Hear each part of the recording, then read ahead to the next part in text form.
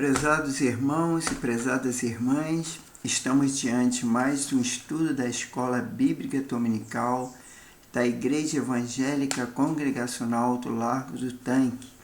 E hoje falaremos da Epístola de Judas, que é a lição número 15. E temos como base bíblica Judas, versículo 3. Embora o autor aqui coloque versículo 3, eu vou ler o 4 também.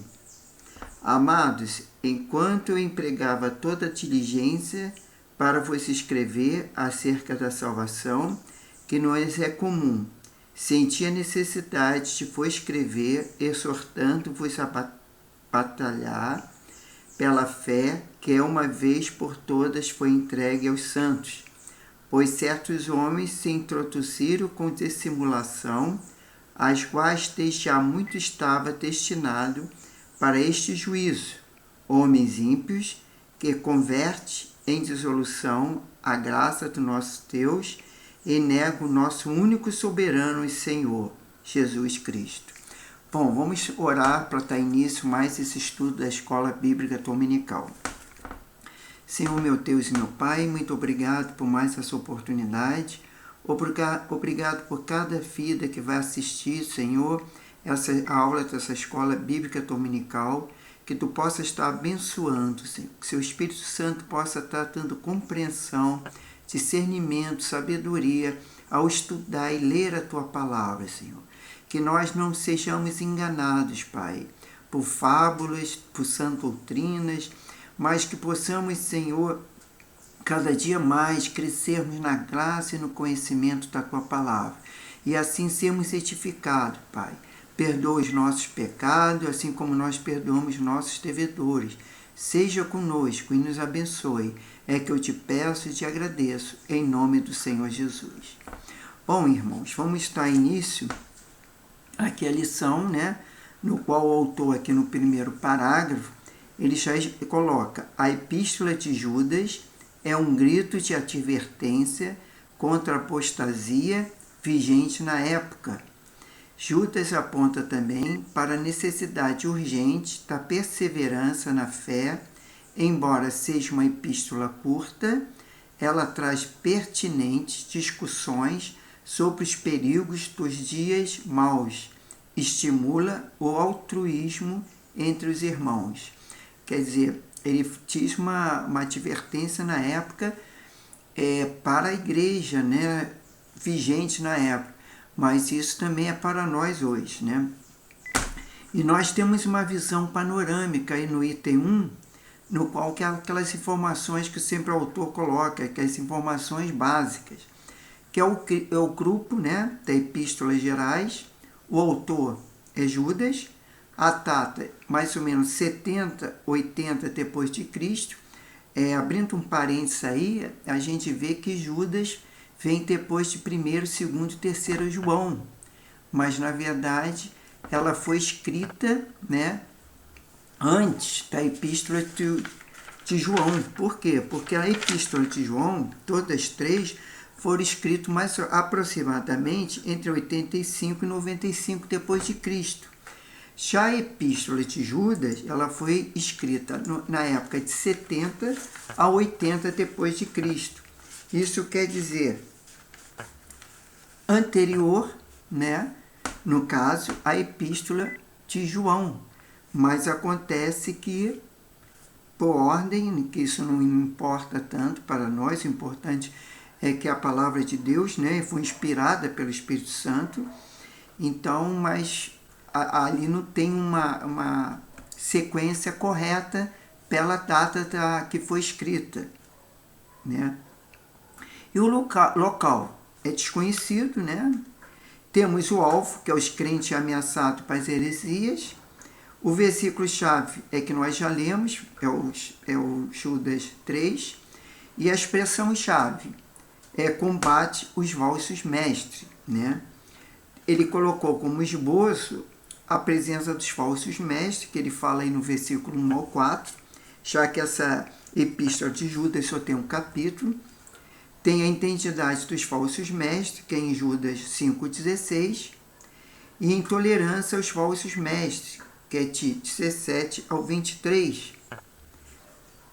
E lá no item 1.3 fala Judas em uma sentença que o autor coloca. Judas escreve uma epístola pastoral exortativa contra alguns falsos mestres que se infiltraram na igreja local.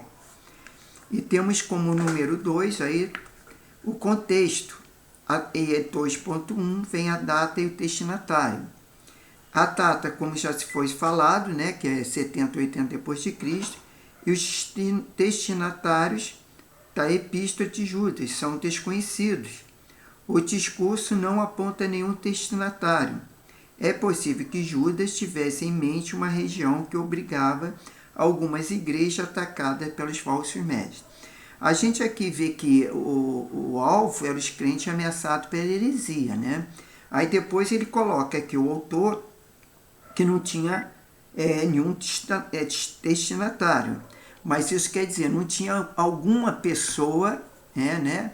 Como a gente vê que nas epístolas de João sempre teria alguém, o Gaio, o Demétrio e outros, que tinha o direcionamento, no caso, para eles. E aqui não. No caso, seria para a igreja, né? Seria para todos. E aí, continuando na lição, temos a autoria, né? Que é o escritor da epístola é Judas, servo de Jesus Cristo e irmão de Tiago, conforme Judas 1. Um dos meio-irmãos do Senhor, conforme lá Mateus 13:55 e Marcos 6:3. E o versículo 17 está a entender que Judas não era um dos apóstolos, mas que se converteu depois da ressurreição, como seu irmão Tiago. Está lá em Atos 1:14. E o propósito, né, que está no item 2.3 da revista, que é o objetivo de Judas, foi endossar a doutrina da salvação, bem como encorajar os crentes a batalharem pela fé cristã. Já está lá aí no versículo 3. Combatendo as heresias que foram infiltradas por falsos mestres no meio da comunidade. Lá no versículo 4. Aí o autor coloca aqui da lição Judas para hoje. A melhor forma de se defender dos falsos mestres é conhecer muito bem a salvação em Jesus Cristo. Busque conhecer mais o seu Salvador e afasta-te polêmica. Quer dizer, conhecer o Salvador, como é que a gente pode conhecer Jesus Cristo? Essa é a pergunta que eu faço para os irmãos. E a resposta qual é?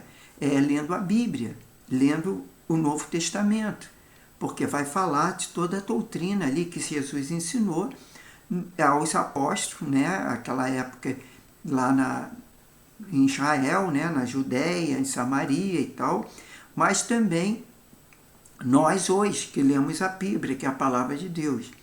E temos o conteúdo, que fala no 3.1, que é o falsos mestres. A epístola de Judas traça com detalhes características dos falsos mestres da época.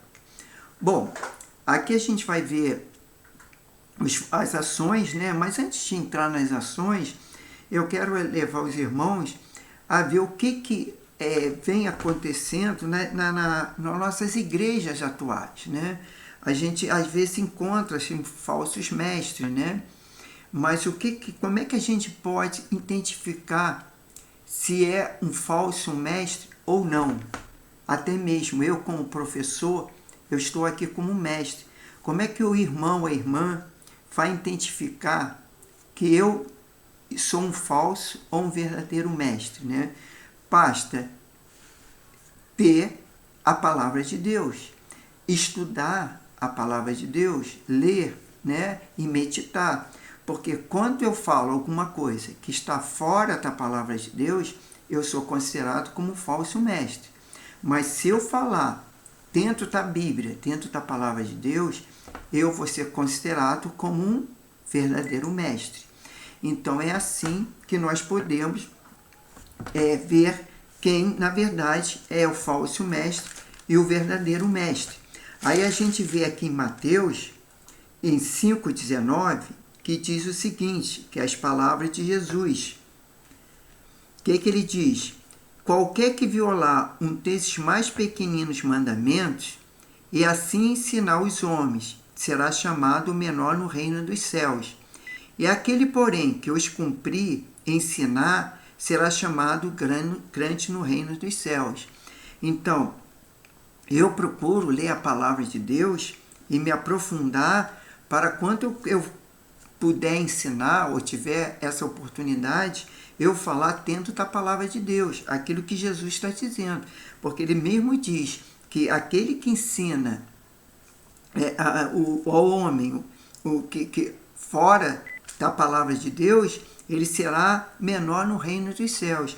Mas aquele que excede, porém que cumprir, ensinar, será chamado grande no reino dos céus. E nós temos também uma advertência lá em Gálatas 1:8, né, que diz o seguinte. Vamos lá para Gálatas 1:8, que está o seguinte, que fala: mas, ainda que nós mesmos, ou um anjo do céu, nos anuncie outro evangelho, além do que já vos anunciamos, seja anátema. E anátema, essa palavra é o sinônimo de maldito. Então, nós não podemos ensinar uma outra doutrina. E hoje, muitas vezes, a gente vê na igreja querendo ensinar outras doutrinas. Por exemplo, a gente vê que tem algumas igrejas evangélicas, que eu nem considero como evangélica, embora houve uma discussão, né, de ser, porque tem igrejas que diz que é evangélica, eu acho que não é verdadeiro isso também, que aprova casamentos de homossexuais. A gente vê que a palavra de Deus, ela diz que não, que isso é abominação diante de Deus. Isso é contra a palavra de Deus.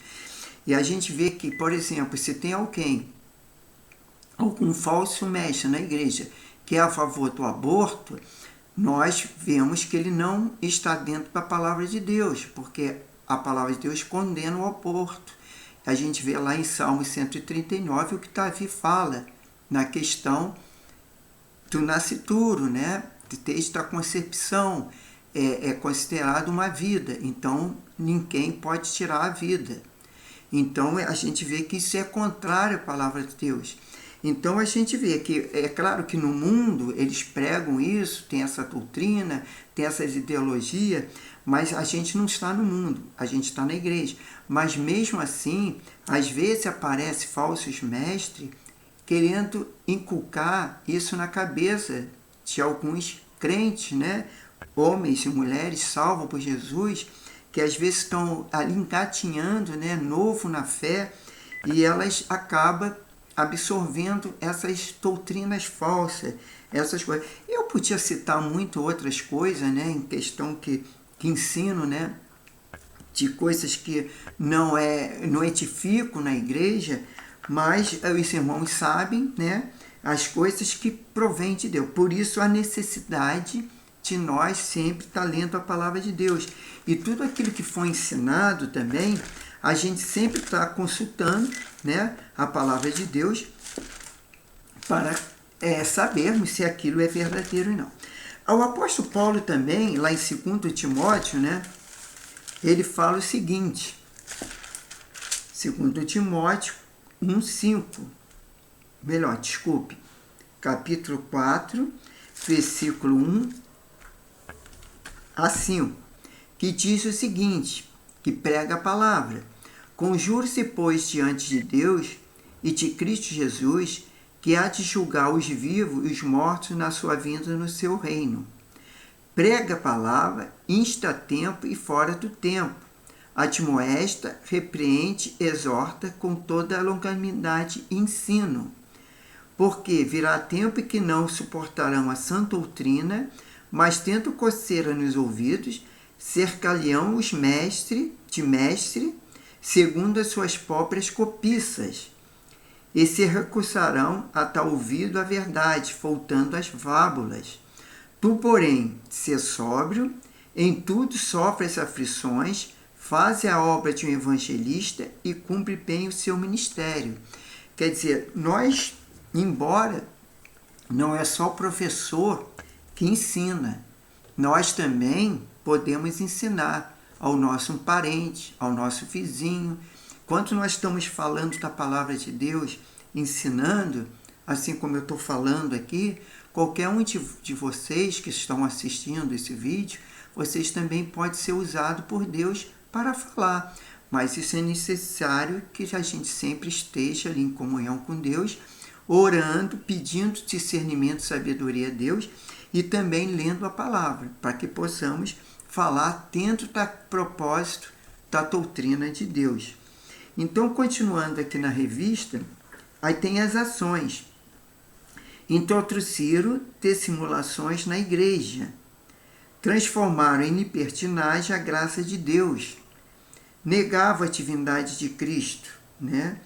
Contaminaram a carne, rejeitavam o governo, que é uma coisa que às vezes rejeitar o governo é uma coisa que não se deve, mas orar pelas autoridades, né? Difamam autoridades superiores, nós não devemos difamar, né? Difamam tudo que não entendiam, corrompiam-se o que não entendiam, praticavam obras ímpias, eram murmuradores, eram descontentes, andavam segundo suas paixões, propalavam arrogância, eram atuladores por interesse. A gente vê que Sodoma e Gomorra foram destruídas porque ali praticavam coisas abomináveis a Deus, né? A prática de prostituição, homossexualismo, então a cidade foi toda destruída. E tias, eu vi, também mandaram para mim no Instagram, eu não sei se ela é cientista, mas é uma pesquisadora, e ela teve lá em Sodoma e Gomorra, diz que de fato lá é muita areia, muito sal, né? Ela chegou até a provar aquele sal, mas diz que aquilo ali não deve se provar e tal, porque tem muita contaminação, até porque ela falou também que tem centenas de cavernas lá em Sodoma e Gomorra, e aquilo ali que era uma cidade frutífera, uma cidade que tinha muita plantação, ela foi destruída com fogo. Mas por quê? Porque ali a prática era coisas abomináveis a Deus. Então o que acontece? A cidade foi destruída pelo fogo, né? É fogo e enxofre. E ela diz que lá tem muito sal, tem muita areia e tal. E o que acontece? Ela falou que tem centenas de cavernas, né? E acontece que tem muito enxofre. Isso prova que a palavra de Deus é verdadeira, que aquilo lá foi destruído com fogo e enxofre. Então isso é uma questão que a gente vê. Mas por que aconteceu? Porque ali praticava aquilo que era contra a palavra de Deus. Então tudo que se pratica contra a palavra de Deus, ou que ensina contra a palavra de Deus, é abominável a Deus. E não deve se fazer isso, porque as pessoas têm que obedecer a Deus, né? E têm que obedecer ali tudo que está dentro da sua palavra. E era atuladores por interesse, entendeu? Aí a figuras e os significados. Aqui fala, rochas submersas. Os falsos mestres era perigoso. A igreja como as rochas para os navios, tá? Assim como as rochas para o navio pode derrubar um transatlântico, os falsos mestres, ele pode derrubar muitas pessoas, né? Até uma igreja, né? Se a igreja der ouvido a eles, né? No caso, para fazer aquilo que eles querem que pratica. Os pastores de si mesmos, né?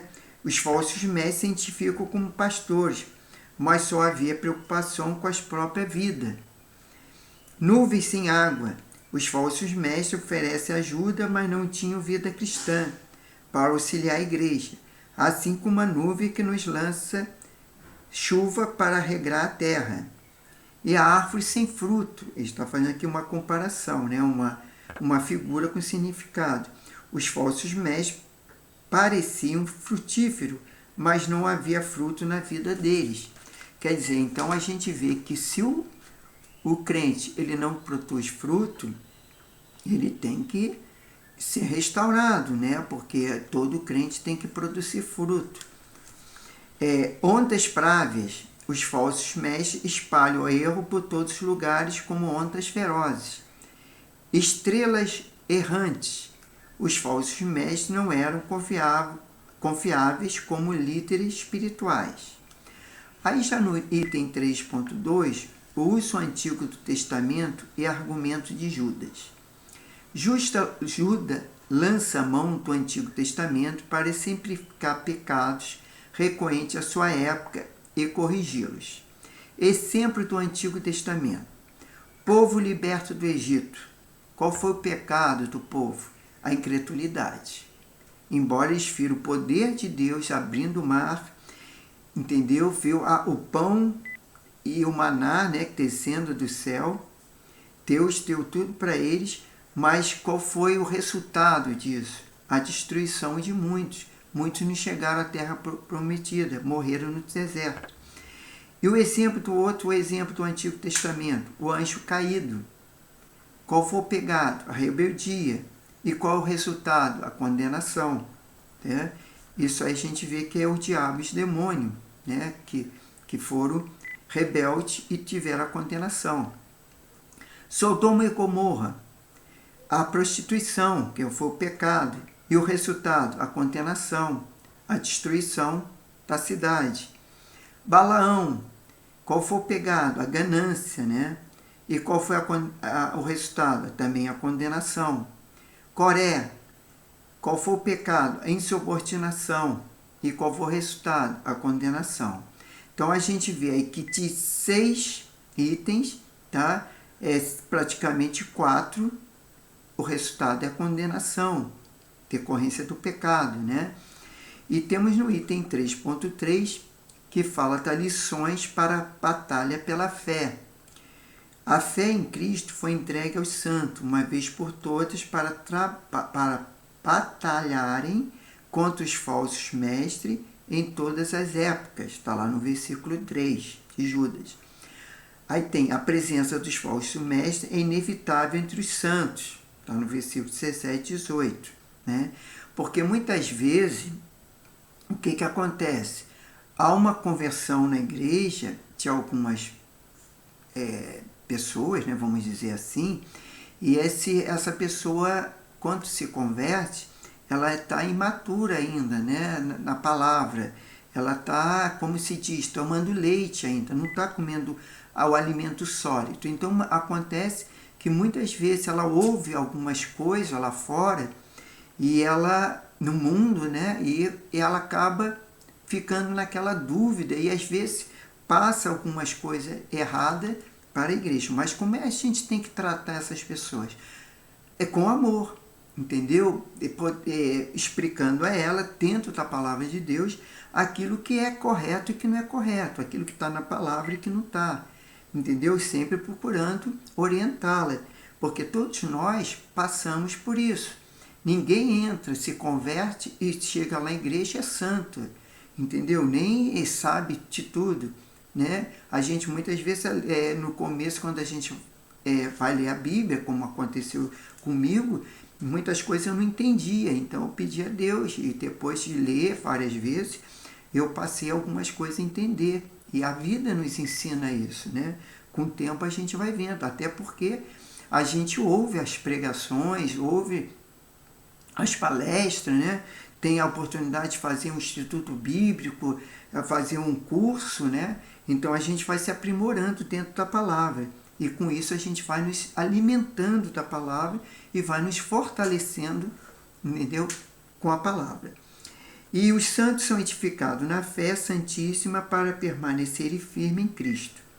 A necessidade urgente de orar no Espírito Santo. Temos que sempre estar orando, né? Para nós crescermos na graça e no conhecimento da palavra. Os santos devem se manter no amor de Deus, né? A gente sempre com amor, né? Não criticando, mas compreendendo que muitos falsos mestres na igreja, às vezes eles não estão ali pela ignorância, né? Porque eles não têm o conhecimento da palavra e acaba pregando algumas coisas incorretas. O Senhor que quer que os santos salvem do fogo os que foram enganados. Quer dizer, todos aqueles que foram enganados, né, que são filhos de Deus, muitas vezes, acaba sendo enganado, né, como eu falei, que às vezes estão fracos na fé ou no início, né, da carreira cristã, mas o Senhor Jesus, ele quer que os santos salvem do fogo, né, que não venha a se perecer, a ser condenado. E o poder de Deus garante a salvação, o que pela fé crê em Cristo. Então, através da fé, dia após dia, nós fomos crescendo no conhecimento da palavra de Deus. Cristo em Judas, está lá no item 3.4. Ao contrário, entre aspas, né? Ao contrário daqueles que permanecem condenados por sua licenciosidade e negação de Cristo, conforme Judas, versículo 4, o crente é preservado e guardados em Jesus Cristo. Judas diz que seus leitores: guardai-vos no amor de Deus, esperando a misericórdia do nosso Senhor Jesus Cristo, para a vida eterna. Fecha aspas. Ao mesmo tempo, porém, o Senhor é poderoso para nos guardar de tropeço e para nos apresentar com exultação imaculados diante da sua glória. No 3.5 fala da referência não bíblica. Em Judas há duas referências a textos que não fazem parte da Bíblia. O confronto entre arcanjo Miguel e o diabo pelo corpo de Moisés, conforme Judas 9. Né? Lá em Judas 9 fala na questão ali do anjo, né? Em questão do anjo disputando o corpo de Moisés, onde diz assim: mas o arcanjo Miguel, quanto contentia com o diabo e disputava a respeito do corpo de Moisés, não causou pronunciar contra ele juízo de maldição, mas disse: o Senhor te repreenda. Né? E nós temos que também, toda vez que tiver o diabo, a gente repreende quando ele tentar usar, né, alguma pessoa, não para a pessoa, né, para não deixar a pessoa constrangida, mas a gente tem que repreender Satanás, porque muitas vezes Satanás usa as pessoas para contradizer a palavra de Deus, ensinar aquilo que não provém da palavra. Provém um livro conhecido como Assunção de Moisés, nos versículos 14 e 16, Judas parece citar palavra por palavra, em trecho da obra Peusotor Epigrafa, isso é, o autor verdadeiro não é o que dá o nome ao livro. O livro de Enoque, diante deste fato, é preciso fazer duas afirmações. Primeira, a citação de livros não bíblicos não afeta a inspiração de Judas. Paulo também citou autores não bíblicos em seus ensinos, conforme Atos 17, 28 e 1 Coríntios 15, 33 e Tito 1, 12. Letra B. A citação de livros não bíblicos pela Bíblia não os torna inspirados. O fato de ter um livro não bíblico conter uma verdade não garante sua inspiração. Tá? É porque tem uns livros, né, que a Bíblia, nossa Bíblia evangélica, ela não contém. Que é no caso ali da Bíblia Católica, que foram acrescentados alguns outros livros. Né? Mas se algumas verdades tem dentro da palavra de Deus, não vamos jogar fora, né, essa questão. Mas como o Judas fala aqui, o apóstolo Paulo também cita, né, algumas verdades, algumas afirmações. Bom, temos a conclusão, que ainda que bastante, entre aspas, né, ainda que bastante breve, e focado o papel dessa epístola na história bíblica, está em sua ênfase na importância da vida santa, assim como na perseverança em nossa perseveração por parte de Deus. Como ler a Bíblia livro por livro, na página 505. Judas é um guia de vida cristã e defesa da fé cristã em face os falsos mestres. Quer dizer, essa questão que fala aqui na conclusão. Agora, vamos estar aí na leia, reflita e decida, que é aquela quadrinho aí durante a semana, né, que o autor coloca da revista.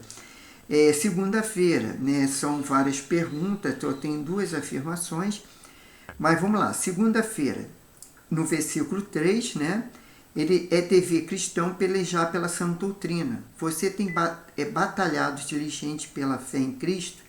É uma pergunta, né? Porque o dever do cristão é sempre procurar a verdade, que é Jesus Cristo, né? Ele já diz, eu sou o caminho, a verdade e a vida. Na terça-feira, no versículo 4, não é fácil seguir o caminho de Cristo. Você está disposto a segui-lo? Por que não é fácil? Porque a palavra de Deus, ela ensina uma coisa que é boa para nós.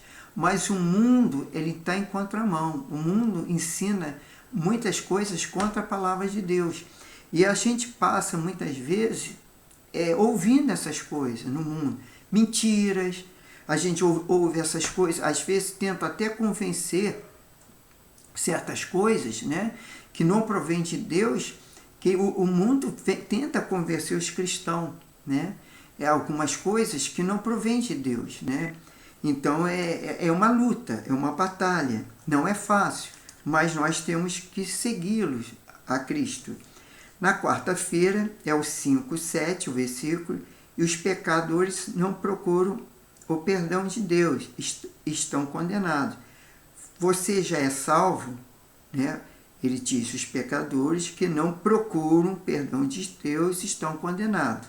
Você já é salvo, quer dizer, você procura o perdão de Deus, você se arrepende daquilo que você faz, que Deus condena, você confessa os seus pecados, você pede perdão a Deus. Se você faz isso, e se você crê em Jesus, você é salvo. Na quinta-feira, é o versículo 11 e 13, alguns exemplos de homens desobedientes. Você tem evitado desobedecer como eles fizeram? Sim, a gente vê lá, muitos desobedeceram a Deus, né? A gente vê lá na questão no Egito, né? Aquele povo que queriam tanto ser liberto e depois, quando foram libertos, estava lá no deserto, como reclamaram, como foram desobedientes a Deus, né? E quer dizer, então, eles até pereceram por causa disso, né?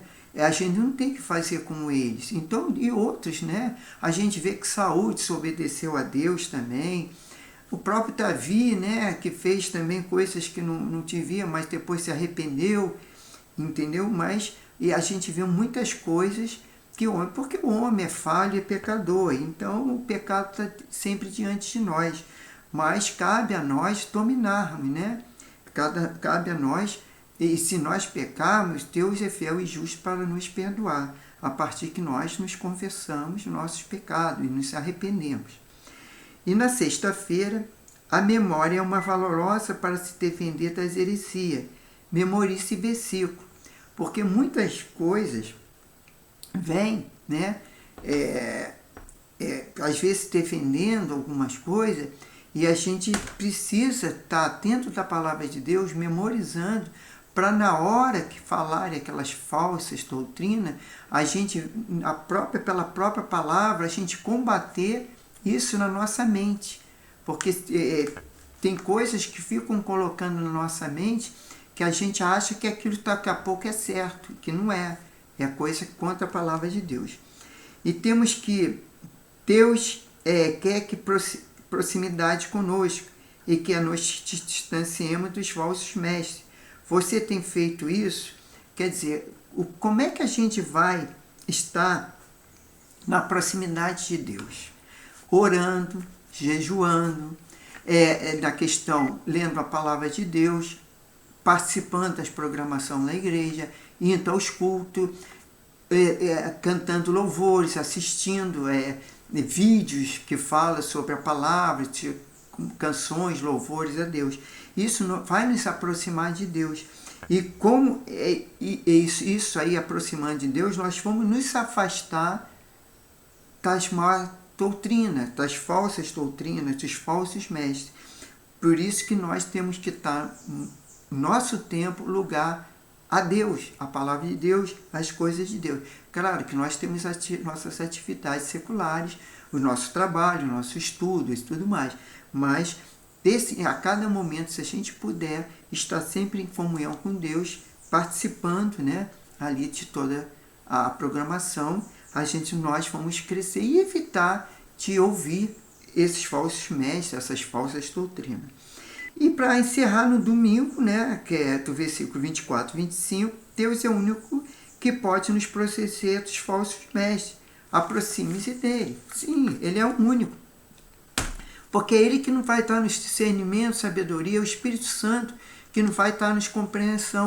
E se nós procurarmos a Deus, nós não vamos acreditar nas falsas doutrinas, mas vamos acreditar na palavra de Deus, que é viva e eficaz. Né? Nós cremos que a palavra de Deus é a nossa regra de fé e prática. Então, isso nós temos que aproximar-nos de Deus através disso. E hoje terminamos a lição, na próxima lição é a lição 16, que nós vamos começar o livro de Apocalipse, que tem Apocalipse 1 e 2, e eu pretendo dividir esse Apocalipse em 1 e 2 em 4 partes, quer dizer, 2 partes no Apocalipse 1 e 2 partes no Apocalipse 2, até mesmo para a gente compreender melhor esse livro de Apocalipse, que é um livro meio assim confuso, né? Vários escritores, né, que diz que é o mais mal entendido, o mais mal interpretado por muito maior número de pessoas, quer dizer, mas vamos tentar também fazer um estudo, né, e passar para os irmãos, né, aquilo que a palavra diz, para nós sairmos também não ensinar coisas que não provêm de Deus, mas dentro da palavra de Deus. Vamos orar, agradecer a Deus, pedir a bênção a Deus por esse dia e até podemos estar de novo com os irmãos e as irmãs. Senhor Deus, muito obrigado pela tua palavra, obrigado, Senhor, porque tu nos ensina, tu nos protege.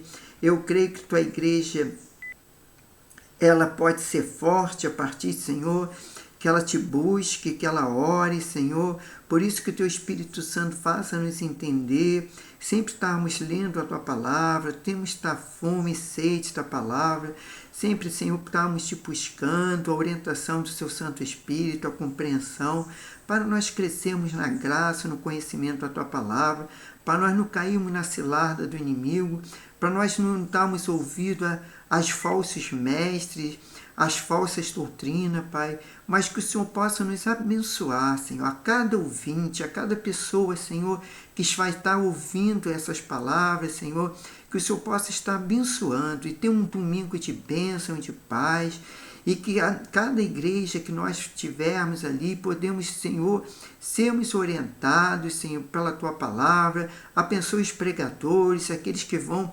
ministrar a Tua palavra, aceite os nossos louvores, as nossas adorações, e seja conosco, que tenha uma semana frutífera e abençoada, e uma semana próspera, Pai. É que eu te peço e te agradeço, em nome do Senhor Jesus. Então, irmãos, até a próxima lição e que Deus abençoe a todos, em nome do Senhor Jesus.